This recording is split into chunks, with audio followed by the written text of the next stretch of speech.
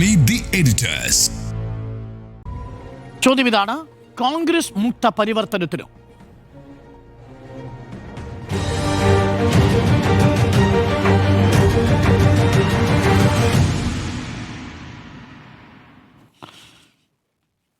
ആദ്യം നമുക്ക് കേരളത്തിൽ NDAയുടെ വോട്ട് വിഹിതത്തിലുണ്ടായ ഏറ്റക്കുറച്ചിലുകളൊന്ന് നോക്കാം. ഇന്ന് നരേന്ദ്രമോദി തിരുവനന്തപുരത്ത് പറഞ്ഞത് കേരളം കയ്യിലെടുക്കും എന്നാണ്. തിരുവനന്തപുരം കോർപ്പറേഷൻ കയ്യിലെടുത്തതുപോലെ, അഹമ്മദാബാദ് നഗരത്തിൽ തുടങ്ങി ഗുജറാത്ത് പിടിച്ചെടുത്തതുപോലെ കേരളം കയ്യിലേക്ക് വരും എന്നാണ് പറഞ്ഞത്. നമുക്കൊന്ന് പരിശോധിക്കാം എങ്ങനെയാണ് കഴിഞ്ഞ വർഷങ്ങളിൽ NDAയുടെ വോട്ട് വിഹിതത്തിലുണ്ടായ സ്വിങ്ങുകൾ എന്നുള്ളത്. 2016 നിയമസഭയിൽ NDAയുടെ വോട്ട് വിഹിതം 14.93%. താരതമ്യേന മെച്ചപ്പെട്ടതാണ്. 10 വർഷത്തിന് മുൻപ് ഉണ്ടായിരുന്നതിനേക്കാൾ 8% വർധനവാണ് 2016 രേഖപ്പെടുത്തിയത്.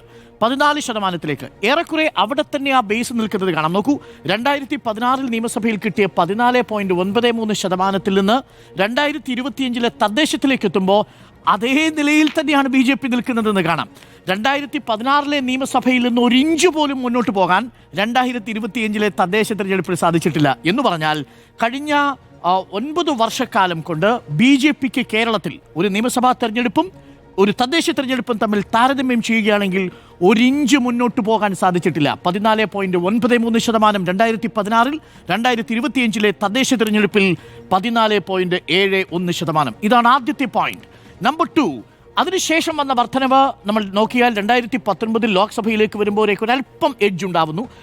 ഓർമ്മിക്കൂ, നരേന്ദ്രമോദി രണ്ടാം ഊഴം തേടി വരുമ്പോഴും കേരളത്തിൽ വലിയ ട്രെൻഡ് ഉണ്ടാകുന്നില്ല. നേരിയ വർധനവ് മാത്രമാണ്. 1% താഴെ വർധനവേ BJPക്ക് ഉണ്ടാക്കാൻ സാധിക്കുന്നുള്ളൂ. 15.64% 2020 തദ്ദേശമാകുമ്പോഴും ഏകദേശം 15% നിലനിർത്തുന്നുണ്ടെങ്കിലും 2021 നിയമസഭയിലേക്ക് പിണറായി വിജയൻ രണ്ടാം ഊഴം തേടി വരുമ്പോൾ ആ വലിയ ഇടതു കൊടുങ്കാറ്റിൽ 12.47%-ലേക്ക് കുറയുകയാണ് ചെയ്യുന്നത്. 14 നിന്ന് 12.47%. പക്ഷേ 2024 ലോക്സഭാ തെരഞ്ഞെടുപ്പിൽ മറ്റൊരു ഊഴം തേടി നരേന്ദ്രമോദി എത്തുമ്പോൾ, മൂന്നാം ഊഴം തേടിയെത്തുമ്പോൾ ചരിത്രത്തിൽ രേഖപ്പെടുത്തിയതിൽ വെച്ച് ഏറ്റവും വലിയ വോട്ട് ഷെയറിലേക്ക് മാറുന്നു. 19.4%.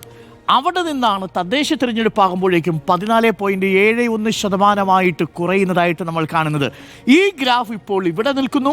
ഇനി 2026 നിയമസഭാ തെരഞ്ഞെടുപ്പ് വരുമ്പോൾ ഈ ഗ്രാഫ് മുകളിലേക്ക് പോകുമോ, ഇതേ നിലയിൽ നിൽക്കുമോ, ഇതേ ആവറേജിൽ നിൽക്കുമോ എന്നുള്ളതാണ് ചോദ്യം. 19%-ലേക്ക് എത്തുകയാണെങ്കിൽ നമ്മൾ കഴിഞ്ഞ കണക്കുകൾ കണ്ടു. NDA രണ്ടാമതും ഒന്നാമതും എത്തിയ സീറ്റുകൾ കൂടി പറയണം. 19%-ഓളം NDA വോട്ട് വിഹിതം വർദ്ധിപ്പിക്കുമ്പോൾ രണ്ടാമതെത്തിയ മണ്ഡലങ്ങൾ കൂടി പ്രേക്ഷകർ പറഞ്ഞു പോകണം. നേമത്ത്, വട്ടിയൂർക്കാവിൽ, കഴക്കൂട്ടം, ആറ്റിങ്ങൽ, ചാത്തന്നൂർ, പാലക്കാട്, മലമ്പുഴ, മഞ്ചേശ്വരം, കാസർഗോഡ് ഈ മണ്ഡലങ്ങളിൽ 2021 NDA രണ്ടാമതെത്തിയിരുന്നു എന്ന് മനസ്സിലാക്കുക. 2021 എന്നാൽ ലോക്സഭാ തിരഞ്ഞെടുപ്പാകുമ്പോഴേക്കും 10 മണ്ഡലങ്ങളിൽ NDAക്ക് ഒന്നാം സ്ഥാനത്തേക്ക് എത്താൻ സാധിക്കുന്നു. 11 മണ്ഡലങ്ങളിൽ NDA രണ്ടാം സ്ഥാനത്തേക്ക് എത്തുന്നു. എന്നാൽ തദ്ദേശ തിരഞ്ഞെടുപ്പാകുമ്പോഴേക്കും അത് 5-ൽ താഴെ നിയമസഭാ മണ്ഡലങ്ങളായിട്ട് ചുരുങ്ങുന്നതായിട്ടും കാണാം. ഇതാണ് നിലവിൽ NDAയുടെ വോട്ട് വിഹിതത്തിലെ ട്രെൻഡ് എന്ന് പറയുന്നത്. 2021 ഏറ്റവും കുറഞ്ഞ കണക്കിൽ നിന്ന് 12%-ൽ നിന്ന് 2024 19%-ലേക്ക് ഉയർന്ന് വീണ്ടും 2025 തദ്ദേശത്തിലെ 14%-ലേക്ക് താഴ്ന്നു നിൽക്കുന്ന BJPയുടെ ഗ്രാഫ് എങ്ങനെ ഉയരും എന്നുള്ളതാണ് ചോദ്യം. ഇതിന് നരേന്ദ്രമോദി ലക്ഷ്യം വയ്ക്കുന്നത് ഒരു കോൺഗ്രസ് മുക്ത കേരളമാണോ എന്നുള്ളതാണ്, ഒരു കോൺഗ്രസ് മുക്ത പരിവർത്തനമാണോ എന്നുള്ളതാണ് ഇന്നത്തെ ചർച്ചയുടെ ചോദ്യം. സ്മൃതിയുടെ കേരളവും കയ്യിലെടുക്കും എന്ന് പറഞ്ഞുകൊണ്ടാണ് വന്നത്. മാറാത്തതും മാറും എന്നുള്ള മുദ്രാവാക്യം കൂടി സമ്മാനിച്ചു. വമ്പൻ പദ്ധതികളൊക്കെ നമ്മൾ പ്രഖ്യാപിച്ചു. ബ്ലൂ പ്രിൻ്റ് വരുമെന്നൊക്കെ കരുതി. ഒരു പ്രിൻ്റും വന്നില്ല, ഒരു ജ്യോതിയും വന്നില്ല. പക്ഷേ വർഗീയത ഒരു ഭാഗത്ത്, മറുഭാഗത്ത് ചില പ്രഖ്യാപനങ്ങൾക്ക് പകരം LDF-നെയും UDF-നെയും ഭരണത്തിൽ നിന്ന് മാറ്റുമെന്ന് പറയുന്നു. പക്ഷേ കോൺഗ്രസിനെ ടാർഗറ്റ് ചെയ്യുന്നുണ്ട്. കോൺഗ്രസിനെ മുസ്ലിം ലീഗ് മാവോവാദി കോൺഗ്രസ് എന്ന് വിശേഷിപ്പിക്കുകയും ചെയ്യുന്നുണ്ട്. കോൺഗ്രസ് മുക്ത പരിവർത്തനത്തിലാണോ? ഉറപ്പായിട്ടും അത് തന്നെയാണ്. അത് ബീഹാർ തെരഞ്ഞെടുപ്പ് വിജയത്തിന് ശേഷം പറഞ്ഞിട്ടുള്ള ഒരു വാചകം തന്നെയാണ് ഈ MMC എന്നുള്ള പ്രയോഗം. അത് വീണ്ടും ആവർത്തിക്കുന്നു. കേരളത്തിൽ വന്ന് എന്ന് പറയുമ്പോൾ കേരളത്തിൽ ഭരിക്കുന്നവരെക്കാൾ ഇപ്പോൾ ശക്തമായ മത്സരത്തിൽ നിൽക്കുന്ന UDF-നെയാണ് ടാർഗറ്റ് ചെയ്യുന്നത്, അല്ലെങ്കിൽ കോൺഗ്രസിനെ തന്നെയാണ് ടാർഗറ്റ് ചെയ്യുന്നതെന്ന് വ്യക്തമാക്കുന്ന പ്രതികരണമാണ്. ഈ മാറാത്തതും മാറുമെന്ന് മലയാളത്തിലാണ് അദ്ദേഹം പ്രസംഗിച്ചത്. അപ്പോൾ മാറാത്തതും മാറുമെന്ന് പറയുന്നത് ഏത് പശ്ചാത്തലത്തിലാണെന്ന് കൂടി ആലോചിക്കേണ്ടതുണ്ട്. ഇവിടെ മാറിയ ഒരു പ്രത്യേക സാഹചര്യമുണ്ട്. ഇപ്പോൾ വർഗീയത പച്ചയ്ക്ക് പറഞ്ഞുകൊണ്ടിരിക്കുന്ന ചില മതനേതാക്കൾ ഇവിടെ ശക്തമായി പ്രതികരിച്ചുകൊണ്ടിരിക്കുമ്പോൾ അതിനെ ഒരു തരത്തിലും വിമർശിക്കാതെ മുന്നോട്ട് പോകുന്ന സംവിധാനവും ഇവിടെ നിൽക്കുന്ന സാഹചര്യത്തിൽ അതിനോട് ചേർത്ത് വെക്കാവുന്നതാണോ ഇപ്പോൾ മോദി പറയുന്നത്, അല്ലെങ്കിൽ അതിനോട് ചേർത്ത് വെച്ചുകൊണ്ടാണോ മോദി പറയുന്നത് എന്ന് സംശയിക്കാവുന്ന രീതിയിലാണ് ഇതിൽ കോൺഗ്രസിനെ ടാർഗറ്റ് ചെയ്യുന്നു എന്ന് പറയുന്നത്. MMC എന്ന് പറയുമ്പോൾ മുസ്ലിം ലീഗും വർഗീയമാണ് എന്ന് പറയുന്നു. മുസ്ലിം ലീഗിനേക്കാൾ വർഗീയമായി കോൺഗ്രസ് പ്രവർത്തിക്കുന്നു എന്ന് പറയുന്നു. അതോടൊപ്പം മാവോവാദി എന്ന് വിളിക്കുന്നു. പലപ്പോഴും ഞാൻ ശ്രദ്ധിച്ചിട്ടാണ് രാഹുൽ ഗാന്ധി പല വിഷയങ്ങളും പ്രതികരിക്കുന്ന ഘട്ടത്തിലൊക്കെ തന്നെയും BJPയുടെ പ്രതികരണം അർബൻ നക്സൽസ് എന്നാണ് ഇവരെ വിളിക്കുന്നത്. അർബൻ നക്സൽസ് എന്ന് രാഹുൽ ഗാന്ധിയെ വിളിക്കാറുണ്ട്. അപ്പോൾ അതിൻ്റെ ഒരു വകഭേദമായി അല്ലെങ്കിൽ അതിനൊരു തുടർച്ചയായിട്ട് വേണം ഈ മാവോവാദി പ്രയോഗത്തെ കാണാൻ. അപ്പോൾ എക്സ്ട്രീമായി പ്രതികരിക്കുന്നു, അല്ലെങ്കിൽ പ്രതിഷേധങ്ങളുടെ രൂപം അല്ലെങ്കിൽ ആളെ സംഘടിപ്പിക്കുന്ന രൂപത്തിന് ഒരു വേറൊരു തലം വരുന്നു, അതിന് വലിയ പിന്തുണ ലഭിക്കുന്നു. അപ്പോൾ ഉടനെ അത് രാജ്യവിരുദ്ധമാകുന്നു, ദേശവിരുദ്ധമാകുന്നു, അവർ അർബൻ നക്സൽസ് ആകുന്നു. അപ്പോൾ അതിൻ്റെ തുടർച്ചയായിട്ടാണ് ഈ മാവോവാദി പ്രയോഗം. ഇനി മുസ്ലിം ലീഗുമായി ബന്ധപ്പെട്ട് മുസ്ലിം ലീഗിനെ ഭയപ്പെടേണ്ട ഒരു സംവിധാനമാക്കി നേരത്തെയും BJP അവതരിപ്പിച്ചിട്ടുണ്ട്. വയനാട് തെരഞ്ഞെടുപ്പ് മുമ്പ് ഇവിടെ മുസ്ലിം ലീഗിൻ്റെ കൊടികൾ മായി പ്രചാരണത്തിൽ പോകുമ്പോൾ അത് പാകിസ്ഥാൻ്റെ കൊടിയാണെന്ന് പറഞ്ഞത് കേന്ദ്ര ആഭ്യന്തരമന്ത്രിയാണ്. അത് ദേശീയ തലത്തിൽ ഈ കൊടി കാണിച്ചുകൊണ്ടാണ്. അപ്പോൾ ഈ രണ്ട് കൊടിയും തമ്മിലുള്ള വ്യത്യാസം പോലും അറിയാത്ത ആളുകൾക്ക് അത് അങ്ങനെ തോന്നാം. ആ രൂപത്തിൽ കൊടി അവിടെ കാണിക്കുന്നു. അതാ കണ്ടില്ലേ, കേരളത്തിൽ കോൺഗ്രസ് അവിടെ പാകിസ്ഥാൻ കൊടിയുമായിട്ട് നടക്കുന്നവരുടെ കൂടിയാണ് നടക്കുന്നത് എന്ന് പറഞ്ഞത് നമുക്ക് ഓർമ്മയുണ്ട്. എന്നിട്ട് എന്താണ് സംഭവിക്കുന്നത്? അടുത്ത തിരഞ്ഞെടുപ്പിൽ ലീഗിൻ്റെ കൊടി ഉയർത്താൻ പോലും ഭയപ്പെടുന്ന ഒരു സാഹചര്യം. അതായത് രാഷ്ട്രീയ സാഹചര്യം അല്ലെങ്കിൽ നമ്മുടെ രാജ്യത്തിൻ്റെ സാഹചര്യം ആ നിലയ്ക്ക് രണ്ടായി തിരിക്കുന്ന ഒരു സാഹചര്യത്തിൽ ആ കൊടി ഉപയോഗിക്കേണ്ടതില്ല എന്ന് പറയുകയാണ്.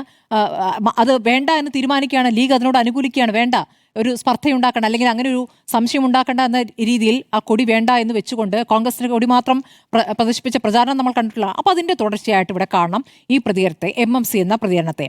ഇനി സംസ്ഥാന സർക്കാരുമായി ബന്ധപ്പെട്ട വിമർശനങ്ങളുണ്ടോ എന്ന് ചോദിച്ചാൽ കേന്ദ്ര പദ്ധതികൾ നടപ്പാക്കുന്നില്ല എന്ന് പറയുന്നു. PM-ശ്രീ അടക്കമുള്ള കാര്യങ്ങൾ പറയാണ്. കുട്ടികൾ അതുകൊണ്ട് കഷ്ടപ്പെടുകയാണ്. PM-ശ്രീ നടപ്പാക്കുന്നില്ല. കേന്ദ്രം ഒരുപാട് പദ്ധതികൾ തന്നു, കേന്ദ്ര ഫണ്ട് തന്നു എന്ന് പറയുകയാണ്. ആ ഫണ്ടുകൾ ഇവിടെ ലാപ്സാക്കിയിരിക്കുന്നു എന്നുള്ളതാണ് പ്രധാനമന്ത്രി പറഞ്ഞുകൊണ്ടിരിക്കുന്നത്. നമ്മൾ കണ്ടതാണ് ചുരൽമല മുണ്ടക്കൈ ദുരന്തത്തിൽ പ്രധാനമന്ത്രി അവിടെ വന്നതും അവിടെ ഒരു കുഞ്ഞിനെ ചേർത്ത് പിടിച്ച് ആശ്വസിപ്പിച്ചതും അവിടെ എല്ലായിടവും പോയി കണ്ടതും അല്ലേ, നമ്മൾ കണ്ടതല്ലേ. അന്ന് അജിത് കുമാറിനൊപ്പമാണ് എല്ലാ സ്ഥലങ്ങളും അദ്ദേഹം നടന്ന് കണ്ടത്. അത്രയും നടക്കാൻ പറ്റാത്ത പിണറായി വിജയൻ നടന്നില്ല. പിണറായി വിജയന് ആരോഗ്യ പ്രശ്നം കൂടെ നടക്കാതിരുന്നതാണ്. പിണറായി വിജയൻ നടന്നില്ല, അതാ മോദി നടന്നല്ലോ എന്നുള്ള ഒരു താരതമ്യം കൂടി അന്ന് നമ്മൾ കേട്ടതാണ്. അങ്ങനെ നടന്നു പോയ പ്രധാനമന്ത്രി ഇപ്പോഴും വന്നിട്ട് ഇവിടെ വാഗ്ദാനം നൽകിയാണ്. എന്താണ് ചുരമല മുണ്ടക്കൈ ദുരന്തത്തിൽ കേരളത്തിന് കേന്ദ്രം നൽകിയിട്ടുള്ളത്? പ്രധാനമന്ത്രി നൽകിയിരിക്കുന്ന ഉറപ്പ് എത്രത്തോളമുണ്ട് അത് നമുക്ക് ബോധ്യമാക്കി തന്ന സംഭവമാണത്. അപ്പോൾ ദുരന്തത്തോട് കേരളം എന്ന സംസ്ഥാനത്തിൽ ഒരു ദുരന്തത്തോട് എങ്ങനെ പ്രതികരിക്കുന്നു എന്നുള്ളത് വ്യക്തമാണ്. എന്നിട്ട് പറയുകയാണ് കേരളത്തിലെ വികസനം നടന്നാലേ രാജ്യത്താകെ വികസനം നടക്കുകയുള്ളൂ. കേരളത്തെ സൊമാലിയ എന്ന് വിളിപ്പിച്ചതും ഈ കൂട്ടർ തന്നെയാണല്ലോ. അപ്പോൾ ഈ പ്രതികരണം ഇവിടെ നടത്തുന്നു. അപ്പോൾ വിശ്വസിക്കാൻ പറ്റാത്ത ചില കാര്യങ്ങൾ ഇവിടെ നടക്കുന്നു.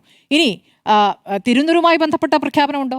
തിരുവനന്തപുരമായിട്ട് വമ്പൻ പ്രഖ്യാപനം ഉണ്ടാകും എന്ന് പറഞ്ഞത് BJP സംസ്ഥാന നേതൃത്വമാണ്. ഞാൻ മനസ്സിലാക്കിയെടുത്തോളം മേയറുടെ പേര് സംസ്ഥാന സർക്കാർ നൽകിയ ലിസ്റ്റിലുണ്ടായിരുന്നു, VV രാജേഷിൻ്റെ പേര്.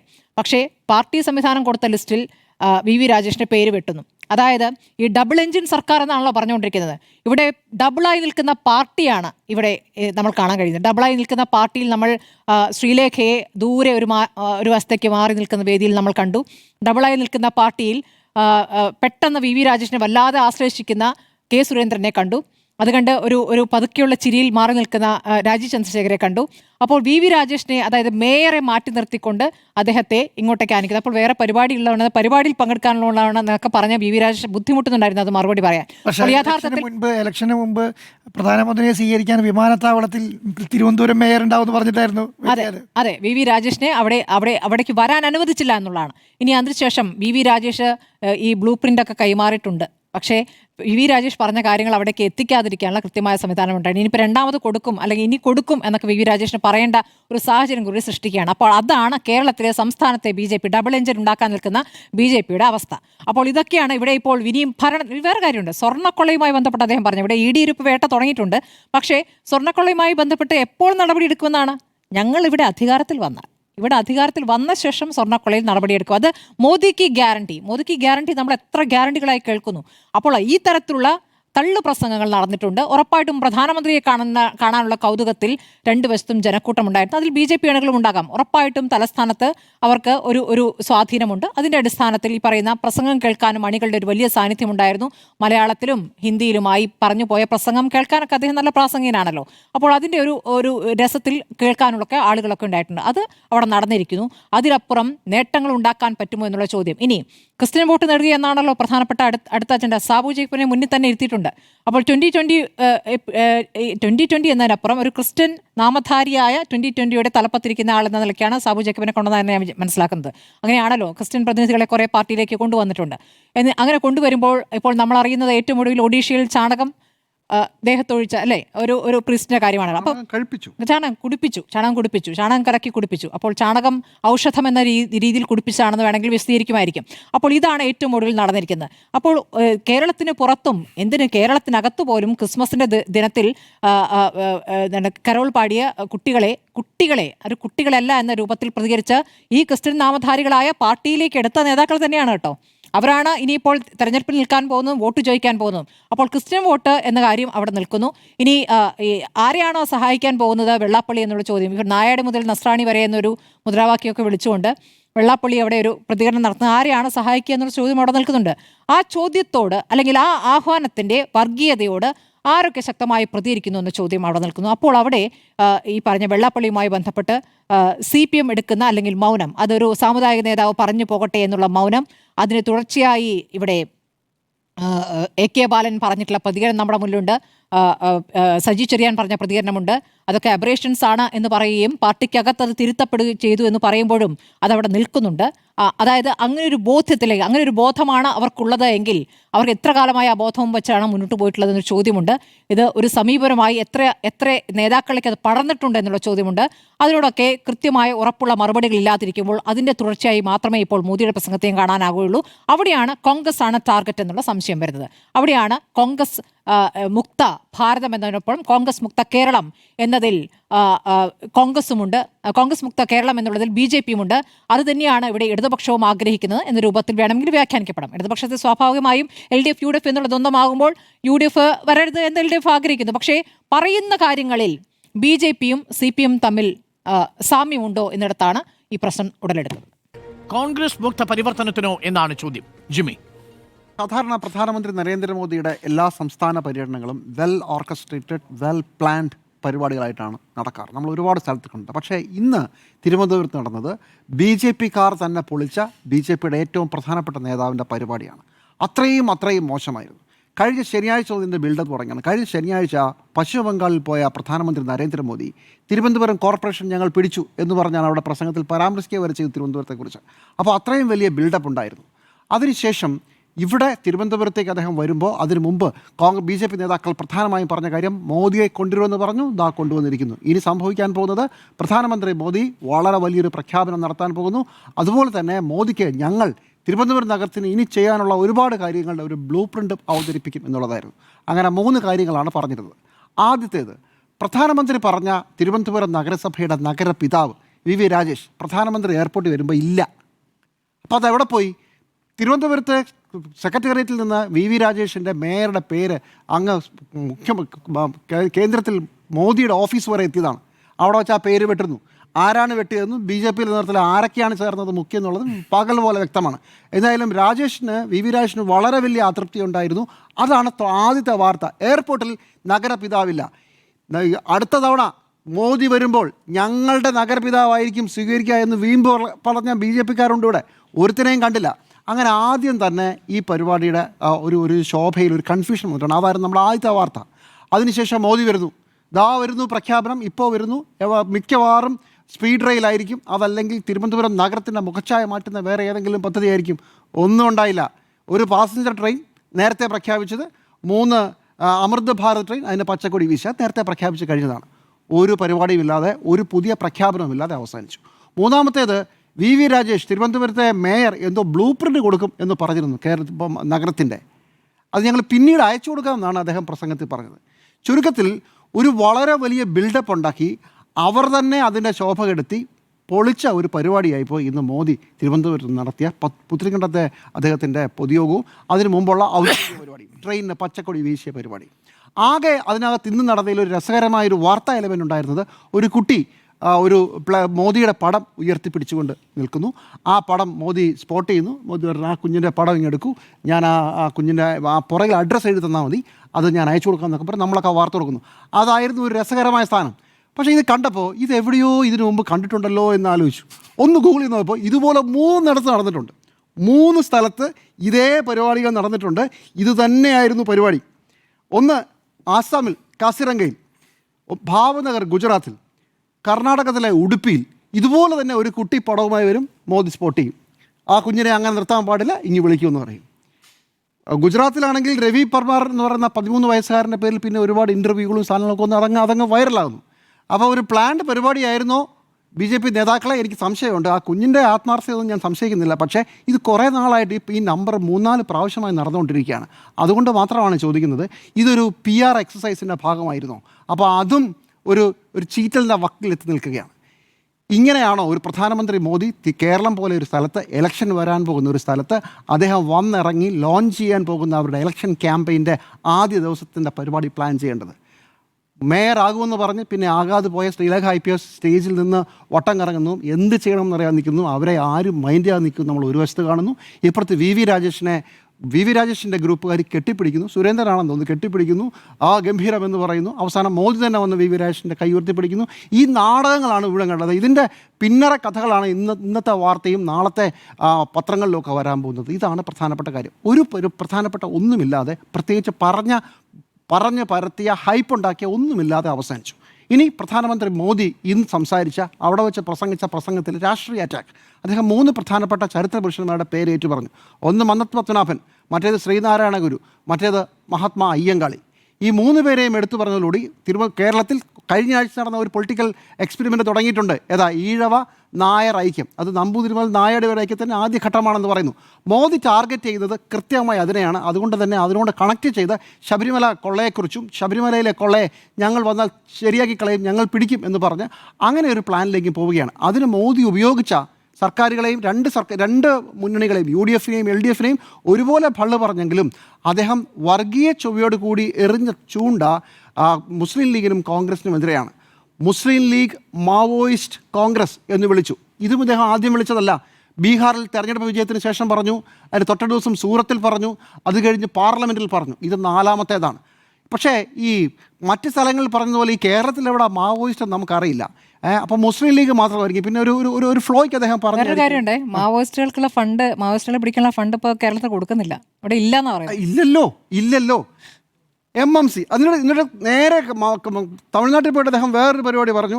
CMC പോലെ തമിഴ്നാട്ടിൽ CMC ആണ് പറഞ്ഞത്, കറപ്ഷൻ, മാഫിയ, ക്രൈം.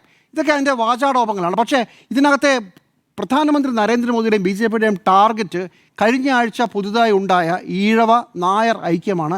അതിലേക്ക് ടാർഗറ്റ് ചെയ്തുകൊണ്ട് അതിലെ ചരിത്രപുരുഷന്മാരെ എടുത്തു പറയുകയും മുസ്ലിം ലീഗിനെ പേരെടുത്ത് പറയുകയും ചെയ്തു. അതെന്തോ വലിയ കുഴപ്പമാണെന്ന് പറയുകയും ചെയ്തു. വർഗീയത തന്നെയാണ് പ്രധാനമന്ത്രി നരേന്ദ്രമോദി ഉദ്ദേശിക്കുന്നത്, വേറെ നമ്മൾ പ്രതീക്ഷിക്കുന്നില്ല. പക്ഷേ ഇതിനകത്തൊരു പാറ്റേൺ കൂടിയുണ്ട്. കേരളത്തിൽ കഴിഞ്ഞ കുറച്ച് ദിവസങ്ങളായി ഇതേ വർഗീയ പരാമർശത്തിൻ്റെ പേരിൽ മുസ്ലിം ലീഗിൽ ജമാഅത്ത് ഇസ്ലാമി കടന്നു കയറുമോ, ജമാഅത്ത് ഇസ്ലാമി മുസ്ലിം ലീഗിൽ കടന്നു കയറുമോ, ഇവരെല്ലാം കൂടെ മാറാട് കലാപം ഉണ്ടാക്കുമോ എന്നൊക്കെ പറഞ്ഞ് കേരളത്തിൽ ചർച്ച നടന്നുകൊണ്ടിരിക്കുമ്പോഴാണ് പ്രധാനമന്ത്രി നരേന്ദ്രമോദി വരികയും ഹിന്ദു ഐക്യത്തെക്കുറിച്ച് പറയുകയും സ്വർണ്ണക്കൊള്ളയെക്കുറിച്ച് പറയുകയും അതുപോലെ തന്നെ മുസ്ലിം ലീഗിൽ എന്തോ വലിയ കുഴപ്പമാണ് മുസ്ലിം ലീഗ്. കേരളത്തിൽ അത് നമുക്ക് അത്ഭുതമാണ്. മുസ്ലിം ലീഗിന് എന്താ കുഴപ്പം? വടക്കേ ഇന്ത്യ ചിലവായിരിക്കും. മുസ്ലിം ലീഗ് എന്തോ വലിയ കുഴപ്പമാണെന്ന് പറഞ്ഞ് പ്രധാനമന്ത്രി പറയുകയും ചെയ്തിരിക്കുകയാണ്. അപ്പോൾ കഴിഞ്ഞ കുറേ ദിവസങ്ങളായി LDF ഉഴുതുമറിച്ച മണ്ണിൽ പ്രധാനമന്ത്രി വിത്തെറിയുകയാണോ? ഞാൻ പലപ്പോഴും എൻ്റെ ചർച്ചയിൽ പറഞ്ഞിരുന്നു, CPM വിതയ്ക്കും BJP കൊയ്യും. അപ്പോൾ രണ്ടുപേരും ഒരേ സ്വരത്തിൽ പറയുന്നു എന്നാണ് കോൺഗ്രസ് ഇപ്പോഴേ പറഞ്ഞു തുടങ്ങിയിരിക്കുന്നത്. അത് ഒരു പരിധി വരെ ശരിവെക്കുന്നതാണോ അല്ലയോ, അതാണ് എന്താണെങ്കിലും വരാൻ പോകുന്നുള്ള ഇലക്ഷൻ കഴിഞ്ഞ് കാണാം. പക്ഷേ കഴിഞ്ഞ കുറേ ദിവസങ്ങളായി കേരളത്തിൽ നടന്ന ചർച്ചയിൽ നിന്നാണ് പ്രധാനമന്ത്രി പുതിയൊരു സാധനം കൂടെ തുടങ്ങിയിട്ടിരിക്കുന്നത്. അത് ഈഴവ നായർ ഐക്യത്തെക്കുറിച്ചും ഒരു കാര്യം കൂടെ പറയാം. ഇതിനു മുമ്പ് അമിത്ഷാ വരുമ്പോൾ അമിത്ഷാ പണ്ഡിറ്റ് കറുപ്പൻ്റെ പേര് പറഞ്ഞു, ശ്രീനാരായണ ഗുരുവിൻ്റെ പേര് പറഞ്ഞു, അതുപോലെ തന്നെ മറ്റൊരു പ്രധാനപ്പെട്ട പേര് പെട്ടെന്ന് ഓർക്കുന്നില്ല, മറ്റൊരു പ്രധാനപ്പെട്ട നേതാവിൻ്റെ പേര് പറഞ്ഞ് അവിടെയും ഹിന്ദു ഐക്യമാണ് പറഞ്ഞത്. ചുരുക്കത്തിൽ വർഗീയത കളിക്കാൻ BJP-യും തീരുമാനിച്ചിരിക്കുന്നു. ഹിന്ദു ഐക്യത്തിൽ നിന്ന് കുറേ വോട്ടുകൾ നേടാനും കേരളത്തിൽ പരമാവധി സീറ്റുകൾ നേടാനും തന്നെയാണ് പ്ലാൻ. അവിടെ പ്രധാനമന്ത്രിയും BJPയും ഉദ്ദേശിക്കുന്ന ലക്ഷ്യം ഹിന്ദു മജോറിറ്റിസമാണ്, വർഗീയതയാണ്, മുസ്ലിം അപരവൽക്കരണമാണ്. ഈ അപരവൽക്കരണത്തെക്കുറിച്ചുള്ള ആരോപണങ്ങൾ കഴിഞ്ഞ കുറേ ദിവസങ്ങളായി നമ്മൾ LDFനെതിരെ പലരും ഉയർത്തുന്നതുമാണ്. ചേർത്ത് വായിക്കുക. Welcome back. കോൺഗ്രസ് മുക്ത പരിവർത്തനത്തിനാണോ ഇന്ന് നരേന്ദ്രമോദി ആഹ്വാനം ചെയ്തത് എന്നുള്ളതാണ് ചോദ്യം. ഞാൻ അങ്ങനെ കരുതുന്നില്ല. കോൺഗ്രസ് മുക്തം മാത്രമല്ല, ആ പ്രസംഗം ശ്രദ്ധിച്ച് കേൾക്കുന്നവർക്ക് മനസ്സിലാക്കും ആ പ്രസംഗത്തിൽ ടാർഗറ്റ് ചെയ്തിരുന്നത് LDF സർക്കാരിനെയും UDFനെയുമാണ് എന്നുള്ളത് വളരെ വ്യക്തമാണ്. എന്ന് വെച്ചാൽ LDFനെയും UDFനെയും ഒരേപോലെ കടന്നാക്രമിച്ചുകൊണ്ടുള്ളതാണ്. തിരിച്ചിപ്പോൾ വരുന്ന നെറേറ്റീവ് എന്താണെന്നറിയാമോ? ഇപ്പോൾ നേരത്തെ ജിമ്മിയൊക്കെ പറഞ്ഞ പോലെ ഞാൻ അതിനോട് വിയോജിക്കുന്നു. സ്മൃതി പറഞ്ഞതുപോലെ വെള്ളാപ്പള്ളി നടേശനെ പിടിച്ച് അതിന് നേരെ CPMന്റെ മണ്ടയിലേക്ക് ചാരുക. ഇപ്പോൾ പറഞ്ഞു വരുമ്പോൾ വെള്ളാപ്പള്ളി നടേശൻ LDFന്റെ കൺവീനറാണെന്ന മട്ടിലാണ് പ്രചരണം.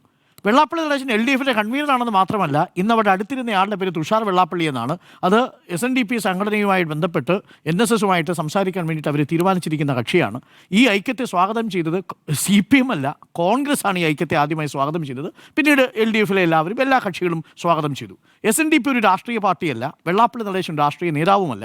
അതുകൊണ്ട് തന്നെ ഒരു രാഷ്ട്രീയ പാർട്ടി എന്ന നിലയിൽ കോൺഗ്രസ് എങ്ങനെയാണോ വെള്ളാപ്പള്ളി നടേശനെ വിമർശിക്കാത്തത്, അതേ രീതിയിൽ എനിക്കൊന്ന് അല്പമെങ്കിലും MA ബേബിയൊക്കെ കുറച്ചുകൂടി കടന്നു പറഞ്ഞത് വെള്ളാപ്പള്ളി നടേശന്റെ വർഗീയ പ്രസ്താവനകളോട് യോജിപ്പില്ല എന്ന് തന്നെ വളരെ കൃത്യമായി പറഞ്ഞു. ഗോവിന്ദ മാഷും ആ കാര്യം കൃത്യമായി പറഞ്ഞു. പാർട്ടിക്ക് അതിന് ഉത്തരവാദിത്വമില്ലെന്ന് പറഞ്ഞു. എന്നിട്ടും വെള്ളാപ്പള്ളി നടേശനെ ചാരി CPM ഉണ്ടാക്കിയിരിക്കുന്ന ഒരു മണ്ണിലേക്ക് ഇന്ന് വെള്ളാപ്പള്ളി നടേശൻ വിത്തെറിഞ്ഞു എന്നുള്ളതിനെ ഞാൻ പൂർണ്ണമായും യോജിക്കുന്നു. രണ്ട് കാരണങ്ങൾ കൊണ്ടാണ്. ഒന്ന്, ഈ കേരളത്തിൽ കഴിഞ്ഞ 47 വർഷങ്ങളിൽ CPMന് RSSന്റെ കൊലക്കത്തിക്കിരയായി നഷ്ടപ്പെട്ട ജീവനുകളുടെ എണ്ണം 198. തിരിച്ചൊരു കണക്ക് പറയാൻ കോൺഗ്രസിനുണ്ടാകുമോ എന്നുള്ളതാണ് എൻ്റെ ചോദ്യം. കേരളത്തിലെ RSSന്റെ ഏറ്റവും വലിയ കോട്ടകളിൽ ഏറ്റവും കൂടുതൽ ആളുകൾ കൊലക്കത്തിക്കിരയായത് CPMന്റെ രക്തസാക്ഷികളാണ്. എന്നാൽ മറുഭാഗത്ത് KPCC അധ്യക്ഷൻ്റെ ഒരു സ്റ്റേറ്റ്മെൻ്റ് ഉണ്ടല്ലോ, RSSും കോൺഗ്രസുമായിട്ട് സംഘർഷം ഉണ്ടായതായിട്ട് നിങ്ങൾ കേട്ടിട്ടുണ്ടോ എന്നുള്ളതാണ്. എന്നും എല്ലാ കാലത്തും ആര് സന്ധി ചെയ്തു എന്നുള്ളത് ആ ഒറ്റ വാക്കിൽ നിന്ന് വായിച്ചെടുത്തൂടെ? ഞാൻ പറഞ്ഞതല്ല, KPCC അധ്യക്ഷനായിരുന്ന സമയത്ത് K. സുധാകരൻ പറഞ്ഞതാ. ശാഖയ്ക്ക് കാവൽ നിൽക്കാൻ പോയത് ഒരൊറ്റ KPCC അധ്യക്ഷനേ ഉള്ളൂ. അത് KPCC അധ്യക്ഷനാവുന്നതിന് മുൻപാണ്, K. സുധാകരനാണ്. അത് അഭിമാനപൂർവ്വം പറഞ്ഞു കോൺഗ്രസിൻ്റെ നേതാവ്. പക്ഷേ CPMൽ ഏതെങ്കിലും ഒരു നേതാവ് പറഞ്ഞിട്ടുണ്ടോ ഞങ്ങൾ ശാഖയ്ക്ക് കാവൽ നിൽക്കാൻ പോയി എന്നുള്ള വിവരം? അപ്പോൾ ഏറ്റവും കൂടുതൽ ആളുകൾ രക്തസാക്ഷികൾ RSSുമായിട്ട് ബന്ധപ്പെട്ട സംഘർഷങ്ങളിൽ ഉണ്ടായത് CPMനാണ്. ഞാൻ കണക്ക് പറഞ്ഞു, 198 പേർ. കഴിഞ്ഞ 6 വർഷങ്ങളിൽ മാത്രം 17 പേർ. മറുഭാഗത്ത് എന്തുണ്ട് കണക്ക്? രക്തസാക്ഷികൾ ഉണ്ടാവണം എന്നല്ല ഞാൻ ഈ പറയുന്നത്. ആരെയാണ് നേരിടുന്നത് എന്നതാണ് പ്രധാനപ്പെട്ട ചോദ്യം. അത് ക്വസ്റ്റ്യൻ. അത് ഒന്ന്.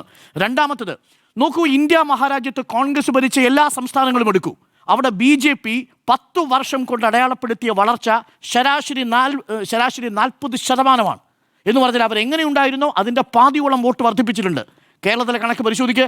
2016 ഈ പിണറായി സർക്കാർ അധികാരത്തിൽ വരുമ്പോൾ 2016 പിണറായി സർക്കാർ അധികാരത്തിൽ വരുമ്പോൾ BJPയുടെ വോട്ട് പെർസെൻറ്റേജ് എന്ന് പറയുന്നത് 14.91%. 10 വർഷം കേരളം ഇടതുമുന്നണി ഭരിച്ചു. BJPയുടെ വോട്ട് പെർസെൻറ്റേജിലുണ്ടായ മാറ്റം എത്രയാ? തദ്ദേശ തിരഞ്ഞെടുപ്പിൽ ഏറ്റവും ഒടുവിലത്തെ കണക്ക് പരിശോധിച്ചാൽ 14.73. കൂടിയോ കുറഞ്ഞോ? കുറഞ്ഞു. അതായത് ഇടതുപക്ഷം കേരളം ഭരിക്കുമ്പോൾ BJPയുടെ വോട്ട് പെർസെൻറ്റേജ് 2016 ഉണ്ടായിരുന്നതിനേക്കാൾ അല്പം കൂടി കുറഞ്ഞ നിലയിലാണ്. കോൺഗ്രസ് ഭരിച്ച സംസ്ഥാനങ്ങളിലോ അവിടെ BJP വളർന്നു എന്ന് മാത്രമല്ല, ബീഹാറിൽ കോൺഗ്രസിൻ്റെ പാർലമെൻ്ററി പാർട്ടി അപ്പാടേ ഇറങ്ങി BJP ക്യാമ്പിലേക്ക് പോയി. അരുണാചൽ പ്രദേശിലാണെങ്കിൽ 43-42 MLAമാരും പോയി. പാർട്ടി തന്നെ BJP ആയി മാറി കോൺഗ്രസ് ഭരിക്കുന്ന ഇടങ്ങളിൽ. പക്ഷേ കേരളത്തിൽ അങ്ങനെയല്ല. ഞാൻ കണക്ക് വെച്ചാ പറയുന്നത്. 2021 ഈ സർക്കാർ അധികാരത്തിൽ തുടരുമ്പോൾ 2016 BJPക്ക് കിട്ടിയ 14.91% നിന്ന് 2021 ഇത് 12.71% കുറഞ്ഞു. കേരളത്തിൽ വേറെ ഏത് സംസ്ഥാനത്താണ് BJPയുടെ വോട്ട് വിഹിതം ഒരു സർക്കാർ അധികാരത്തിൽ തുടരുമ്പോൾ ഇത്രയും കുറഞ്ഞിരിക്കുന്നത്? കണക്കെന്ന് പറഞ്ഞേ. അപ്പോൾ കേരളത്തിൽ ആരാണ് BJPയെ നേരിടുന്നത് എന്ന ചോദ്യത്തിൻ്റെ 2 കണക്കുകളാണ് ഞാൻ പറഞ്ഞത്. അതുകൊണ്ട് ഇന്ന് നരേന്ദ്രമോദി സർക്കാർ ഇടതുമുന്നണി ഉഴുതുമറിച്ച മണ്ണിൽ ഏതെങ്കിലും തരത്തിൽ വിത്തുപാകി എന്നൊരു അഭിപ്രായത്തോട് എനിക്ക് യോജിപ്പില്ല. അത് CPM ഒരുക്കി വെച്ചിരിക്കുന്ന ഒരു രാഷ്ട്രീയ മണ്ണിലാണ് ഇന്ന് ഈ പ്രസ്താവന നടന്നതെന്നും എനിക്ക് യോജിപ്പില്ല. ഇതാണ് ഞാൻ ഈ കണക്കുകൾ ഉദ്ധരിച്ചുകൊണ്ട് പറയുന്നത്.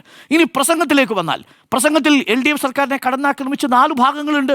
1 സ്വർണ്ണക്കൊള്ളയുമായി ബന്ധപ്പെട്ട വിഷയം, 2 കരുവന്നൂരുമായി ബന്ധപ്പെട്ട വിഷയം, 3 LDF സർക്കാർ PMC പദ്ധതിയിൽ നിന്ന് പിന്മാറിയതിനോടുള്ള വിമർശനം, 4 കേന്ദ്ര സർക്കാർ പദ്ധതികൾ നടപ്പാക്കുന്നില്ല ഈ സർക്കാർ എന്നുള്ള വിമർശനം. ഇത് കോൺഗ്രസിനെതിരെയുള്ള വിമർശനമല്ല, ഇത് പിണറായി സർക്കാരിനെതിരെയുള്ള വിമർശനമാണ്. തിരിച്ച് കോൺഗ്രസിന്റെ ഭാഗത്ത് ഉണ്ടായി മാവോയിസ്റ്റ് മുസ്ലിം വാദി കോൺഗ്രസ് എന്നുള്ള ഒരു MMC എന്ന രീതിയിൽ. അത് ബീഹാറിൽ നരേന്ദ്രമോദി കോയിൻ ചെയ്തതാണ്. നേരത്തെ ജിമ്മി പറഞ്ഞതുപോലെ അതിനു മുമ്പ് ഒരിടത്തു കൂടി സൂററ്റിലും ഇതേ വാചകം പറഞ്ഞിട്ടുണ്ട്, മുസ്ലിം ലീഗ് മാവോവാദി കോൺഗ്രസ് എന്നുള്ളത്. അത് എപ്പോഴാണോ രാഹുൽ ഗാന്ധി തൻ്റെ മണ്ഡലത്തിൽ നിന്ന് വയനാട്ടിലേക്ക് വന്ന് മത്സരിച്ചത് ആ നിമിഷം മുതൽ പറഞ്ഞു തുടങ്ങിയതാണ് കോൺഗ്രസിനെ മുസ്ലിം ലീഗുമായി കൂട്ടിക്കെട്ടിയുള്ള ഈ ആക്ഷേപം. അതൊരു ഭാഗത്തുണ്ട്, അതിലൊരു സംശയമില്ല. അപ്പോൾ കോൺഗ്രസിനെയും LDFനെയും അഥവാ LDFനെയും UDFനെയും ഒരേപോലെ ആ സ്റ്റേറ്റ്മെന്റ് തന്നെ എങ്ങനെയാണ്? LDFും UDFും കേരളത്തിൽ നടത്തുന്നത് അഡ്ജസ്റ്റ്മെന്റ് ഭരണമാണ്, അഴിമതി നിറഞ്ഞതാണ്, വർഗീയത നിറഞ്ഞതാണ്. ഈ മുന്നണിയെ ഇവിടെ നിന്ന് മാറ്റും, ഞങ്ങൾ മാറാത്തതിനി മാറും എന്നുള്ളൊരു മുദ്രാവാക്യമാണ് കൊടുത്തത്. അവിടെയാണ് എനിക്ക് പ്രധാനമന്ത്രിയോട് 2-3 ചോദ്യങ്ങളുള്ളത്. എങ്ങനെ മാറണമെന്നാണ് പറയുന്നത്? ഈ സർക്കാർ അധികാരത്തിൽ വന്നതിന് ശേഷമല്ലേ, അതായത് പെട്രോളിന്റെ വില 100 രൂപ കടത്തിയ, ഗ്യാസിന്റെ വില 1000 രൂപ കടത്തിയ, വാണിജ്യ ഗ്യാസിന്റെ വില 3000 രൂപ കടത്തിയ, ഡോളറിനുമായിട്ട് രൂപയുടെ മൂല്യം 100 രൂപയ്ക്ക് അടുത്തെത്തിച്ച ഈ NDA സർക്കാർ ഇനി കേരളത്തിൽ എന്തു മാറ്റമാണ് കൊണ്ടുവരാൻ പോകുന്നത്? എങ്ങനെയാണ് കേരളം മാറേണ്ടതെന്നുള്ളതാണ് എൻ്റെ ചോദ്യം. പ്രിയപ്പെട്ട പ്രേക്ഷകരെ, നിങ്ങൾക്കറിയുമോ കേന്ദ്ര സർക്കാർ പദ്ധതി ഈ കേരള സർക്കാർ നടപ്പിലാക്കുന്നില്ല എന്ന് പറയുമ്പോൾ 2 കണക്കുകൾ ഞാൻ പ്രേക്ഷകരോട് പറയാം. എന്താണ് കേരളത്തിന് കേന്ദ്ര സർക്കാർ നൽകിയ പദ്ധതികളിൽ സംഭവിച്ചിരിക്കുന്നത്? 52,000 കോടിയുടെ കുറവാണ് വിവിധ കേന്ദ്ര പദ്ധതികളിൽ നിന്ന് കേരളം കഴിഞ്ഞ 10 വർഷത്തിന് കേരളത്തിന് നഷ്ടം.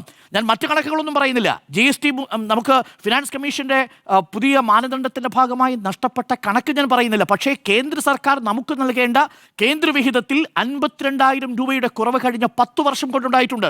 ഞാനൊരു കണക്ക് പറയാം. കേരളത്തിൽ എത്രയാണ് കേന്ദ്രവിഹിതം? BJP ഭരിക്കുന്ന സംസ്ഥാനങ്ങളിൽ എത്രയാണ് കേന്ദ്രവിഹിതം എന്നതിൻ്റെ കണക്ക് കൂടി നമ്മൾ എടുത്തു പോകണം. അത് പറയുമ്പോഴാണ് ഇന്ന് പ്രധാനമന്ത്രി പറഞ്ഞതിലെ പൊള്ളത്തരം നമുക്ക് മനസ്സിലാവുക. കേരളം പിടിക്കുമോ എന്നുള്ള ചോദ്യത്തിന് ഈ കണക്കുകൾ കേരളം ഓർമ്മിച്ചിരിക്കേണ്ട കണക്കുകളുണ്ട്. ആ കണക്കുകൾ ഇങ്ങനെയാണ്. കേരളത്തിന് കേന്ദ്രത്തിൻ്റെ വിഹിതം 27%. കഴിഞ്ഞ 5 വർഷങ്ങളിൽ കേരളത്തിന് കിട്ടിയിരിക്കുന്നത് നോക്കൂ. അതേസമയം ബീഹാറിൽ NDA ഭരിക്കുന്ന ബീഹാറിൽ 74%. 74%. കേരളത്തിന് കിട്ടിയ കേന്ദ്രവിഹിതം 27%. ഇനി ത്രിപുരയിൽ, അതായത് ഇത് ത്രിപുരയെക്കുറിച്ച് കൂടി പറഞ്ഞു. CPMന്റെ ഭരണം അവസാനിപ്പിച്ച് അവിടെ BJP വരുമ്പോൾ ത്രിപുരയിൽ 73%. ഇനി ആസാമിൽ 63%.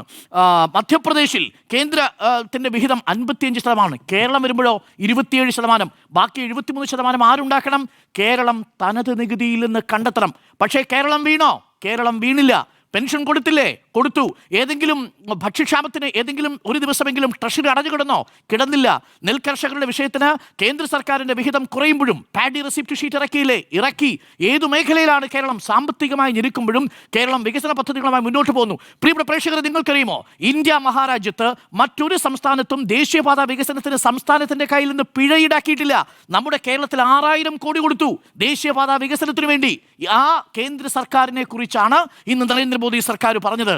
കേന്ദ്ര സർക്കാരിൻ്റെ പദ്ധതികൾ നടപ്പിലാക്കുന്നതിൽ കേരള സർക്കാർ അമാന്തം കാണിക്കുന്നുവെന്ന്. പക്ഷേ നോക്കൂ, മലയോര പാതകൾ, ദേശീയ പാതകൾ, തീരദേശ പാതകൾ, നമ്മളുടെ ജല മെട്രോ, വാട്ടർ മെട്രോ, എത്രയെത്ര പദ്ധതികളാണ് കേരളത്തിൽ. ഗെയിൽ പദ്ധതി, ഇതിലെല്ലാം സ്ഥലമേറ്റെടുക്കുന്നതടക്കം പദ്ധതികൾ നടപ്പിലാക്കാൻ മുന്നിട്ട് നിന്നൊരു സർക്കാരല്ലേ ഈ സർക്കാർ. അതുകൊണ്ട് പിണറായി വിജയനെതിരെ അല്ലെങ്കിൽ കേരള സർക്കാരിനെതിരെ കേന്ദ്ര സർക്കാർ പറഞ്ഞത്, പ്രധാനമന്ത്രി പറഞ്ഞത് വാസ്തവ വിരുദ്ധമാണ് എന്നുള്ളതാണ് എൻ്റെ 2ാമത്തെ വാദം. 3ാമത്തത്, മാറണമെന്ന് പറഞ്ഞു.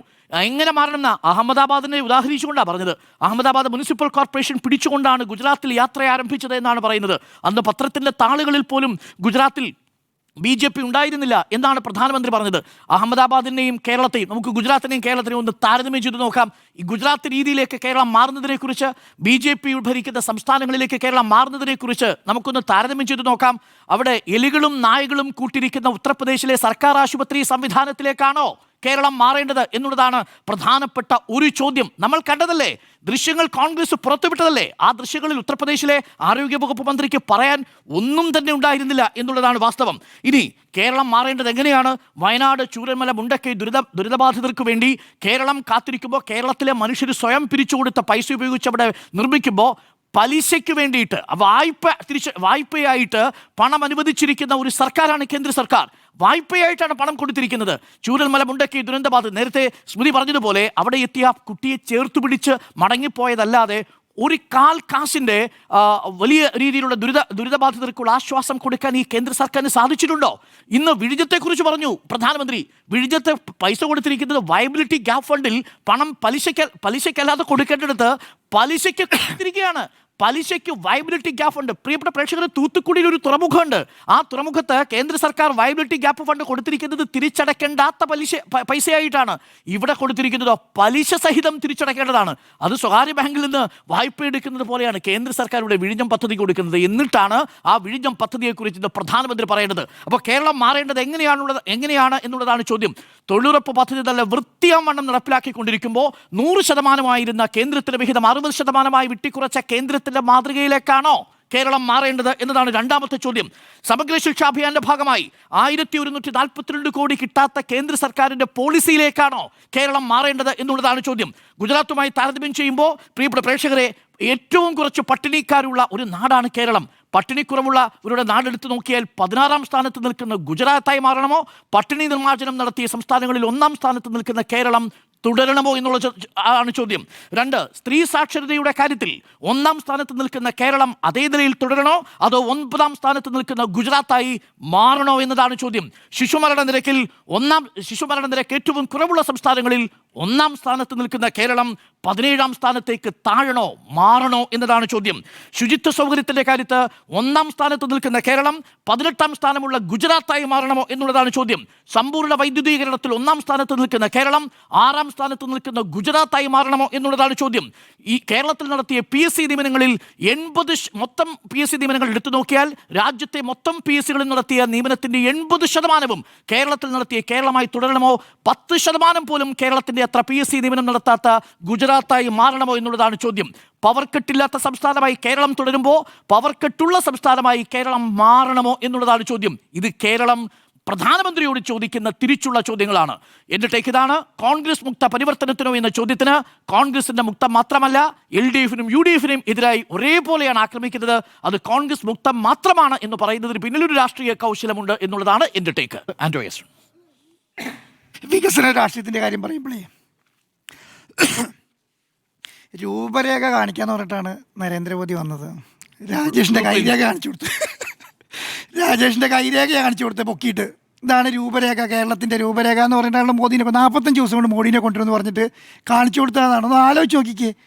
നമ്മളെന്താ പറയുന്നത്, നരേന്ദ്രമോദി പ്രധാനമന്ത്രി വരുന്നു കേരളത്തിലേക്ക് വരുന്നതിന് കാരണം എന്ന് പറയുന്നത് എന്താണ്? കേരളത്തിനെ മൊത്തം മാറ്റി വികസനത്തെക്കുറിച്ചൊരു അക്ഷരം വേണ്ടിയില്ല എന്ന്. കേരളത്തിൽ വന്നിട്ട് വികസനത്തെക്കുറിച്ചൊരു അക്ഷരം വേണ്ടിയില്ല. അപ്പം ഞാൻ വിചാരിച്ച ആദ്യത്തെ പരിപാടി കഴിഞ്ഞ് രാഷ്ട്രീയ പ്രസംഗം നടത്തുമെങ്കിൽ വികസനത്തെക്കുറിച്ച് പറയുന്നവർ അവിടെയും വേണ്ടിയില്ല. ഇങ്ങനെ പറഞ്ഞുകൊണ്ടിരിക്കുകയാണ്. കേരളത്തിൽ വർഗീയത മാത്രം പ്രധാനമന്ത്രി വന്ന് പറയുകയാണ്. ഇത് 1ാമത്തേതോ 2ാമത്തോ 3ാമത്തോ 4ാമത്തോ ആണോ? എല്ലാ പ്രസംഗങ്ങളിലും ഈ പറയുന്ന ഏതെങ്കിലും വർഗീയതേൻ്റെ സംവിധാനം ഉണ്ടാക്കും. തുടക്കം വരുന്നതിന് മുന്നേ അതിപ്പോൾ ചിലപ്പോൾ വെള്ളാപ്പള്ളി നടേശനായിരിക്കും, അല്ലെങ്കിൽ തുഷാറിനെ വെച്ചിട്ടായിരിക്കും, അല്ലെങ്കിൽ കേരളത്തിലെ ഹിന്ദു രാഷ്ട്രീയം വെച്ചിട്ടായിരിക്കും, അല്ലെങ്കിൽ ശബരിമല വെച്ചിട്ടായിരിക്കും, എന്തെങ്കിലും തുടങ്ങി വെക്കും മുൻപ്. അത് കഴിഞ്ഞ് തിരിച്ചു വന്നിട്ട് എന്താ സംഭവിക്കുക? തിരിച്ചു വന്നതിന് ശേഷം സംഭവിക്കാൻ പോകുന്നത് നരേന്ദ്രമോദി അല്ലെങ്കിൽ പ്രധാനമന്ത്രി അതിനനുസരിച്ചുള്ള ഒരു കാര്യം പറഞ്ഞുകൊണ്ടേയിരിക്കും. അപ്പോൾ വികസനത്തെക്കുറിച്ചിട്ട് രാജീവ് ചന്ദ്രശേഖരൻ പ്രസിഡൻ്റായ സമയത്ത് വന്ന് പറയുന്നത് അറിയോ? കേരളത്തിൽ ഇനി ഒന്നും ചർച്ച ചെയ്യണ്ട, കേരളത്തിൽ ചർച്ച ചെയ്യേണ്ടത് മുഴുവൻ എന്താണ്? വികസനം മാത്രം ചർച്ച ചെയ്ത് പ്രധാനമന്ത്രി വന്നിട്ട് ഒരക്ഷരം വികസനത്തെക്കുറിച്ച് പറഞ്ഞോ? തിരുവനന്തപുരത്തിൻ്റെ ഭൂരേഖ കാണിക്കാം എന്ന് പറഞ്ഞിട്ടല്ലേ കൊണ്ടുവന്നത്? ഒരു ഭൂരേഖയില്ല. നേരത്തെ ജിമ്മി സാർ പറഞ്ഞതുപോലെ എന്താണ് കേരളത്തിൻ്റെ നഗരപിതാവിനെ തിരുവനന്തപുരത്തിൻ്റെ നഗരപിതാവിനെ പിതാവാണ് പ്രധാനമന്ത്രിയെ സ്വീകരിക്കാൻ പിന്നെ എയർപോർട്ടിൽ വരിക എന്ന് പറഞ്ഞിട്ടാണ് ഫുൾ പ്രൊപ്പഗൻഡ ഉണ്ടായിരുന്നത്. ഇന്ന് കണ്ടില്ലല്ലോ, അവിടെ അടിയാണ്.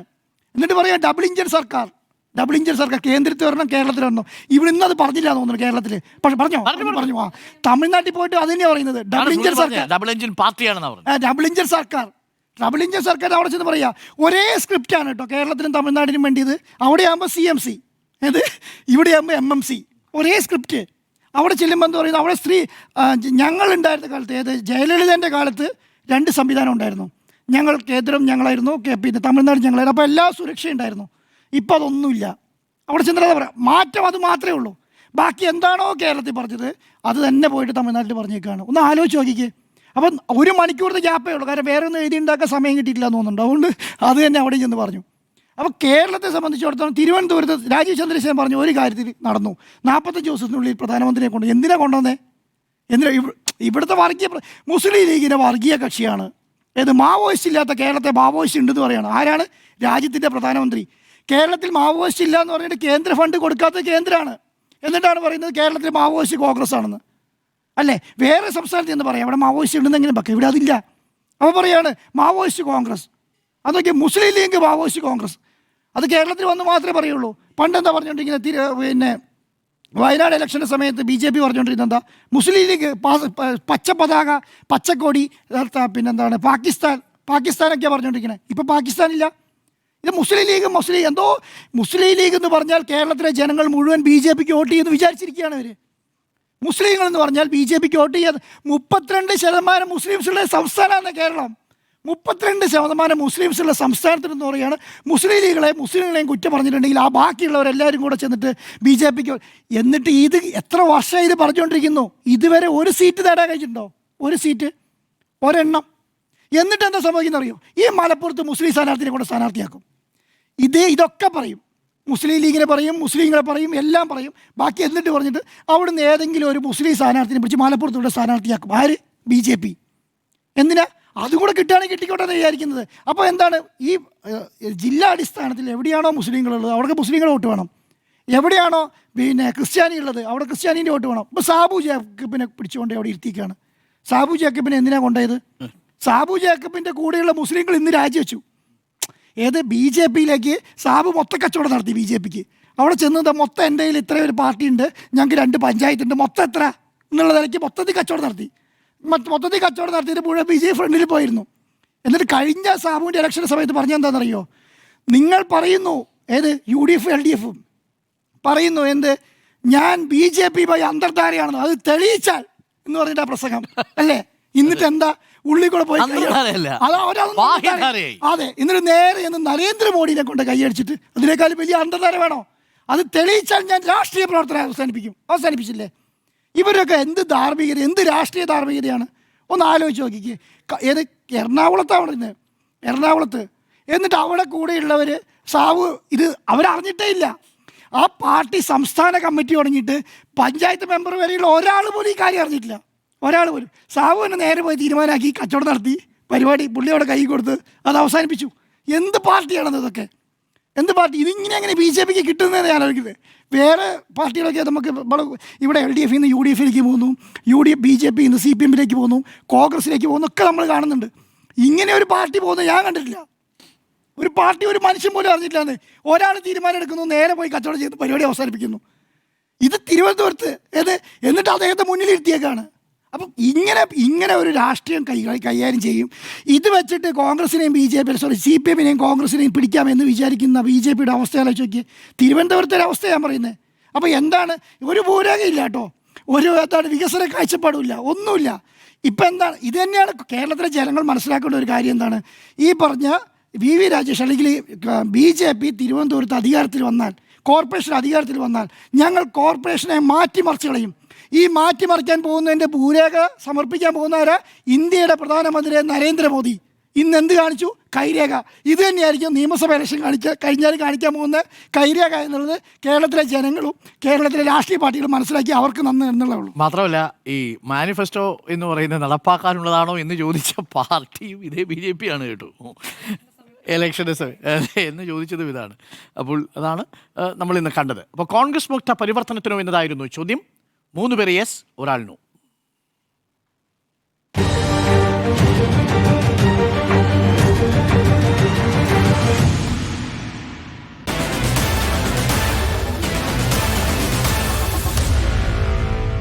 Meet the editors.